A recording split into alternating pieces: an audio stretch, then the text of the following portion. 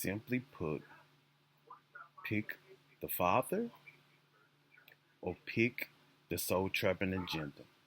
Pick hardship, because that's what the soul trapping agenda brings forth, hardship. And then you force other people into hardship, trials and tribulations, survival, hustling, everything up under the sun.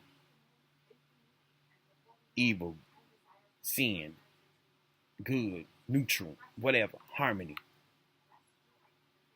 But when you pick God, when you pick permanent salvation, that's what it is.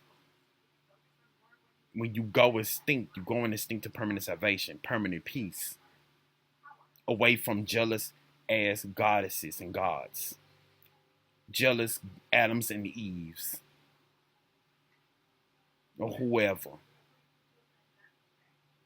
People who's envious, who want to hold on to their lies instead of transitioning to the truth, which is to save not only themselves but everyone else.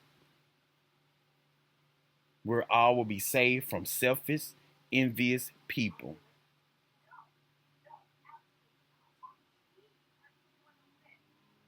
We will be saved from devils.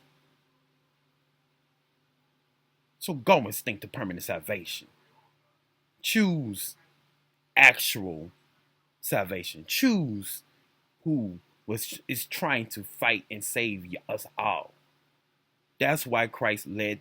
That's why the canon doctrine emphasized Christ,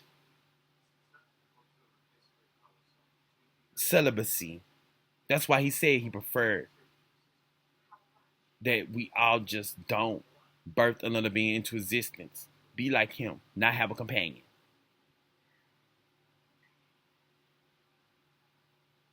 Because if we all do that, we definitely will be going to stink to permanent salvation. Duh. The use discernment. That goddess, that being, wants you to worship her. The one that had helped you to fall with that snake.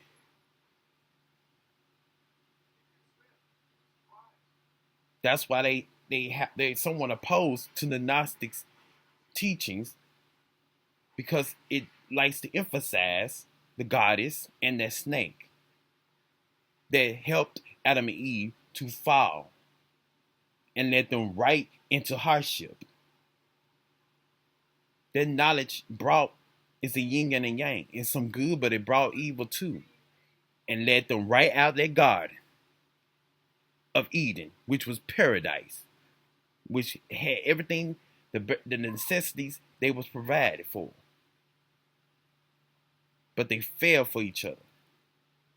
They fell for the soul trap and continued hurt and pain and evil across the land, and caused even the animals to fall. They became primal, some of them. Just like some of the people became primal.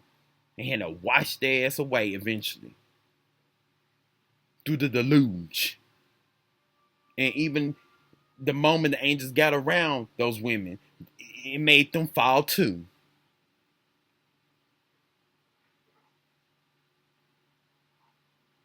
And had to clean up the mess in the deluge. The Nephilims and all that. Not all of them, but some of them.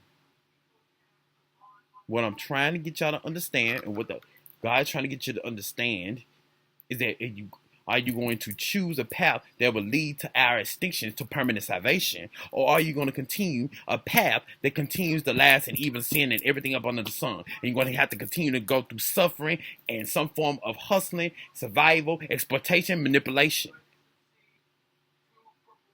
Heterogeneous union is the soul trap if you continually birthing other people into existence.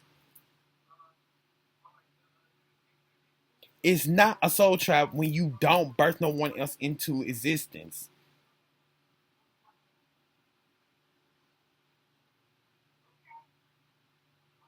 Homogeneous union really ain't the problem.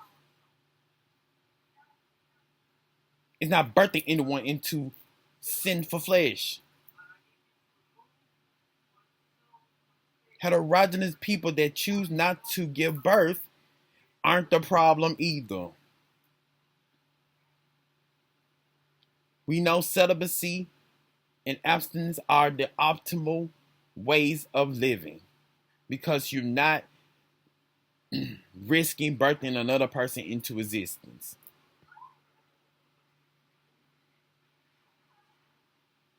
So go extinct. That's all it takes. And we'll be saved from this. And then this being, if it wants to start over, it can start over. So be the solution and stop being the problem. Stop making more messes.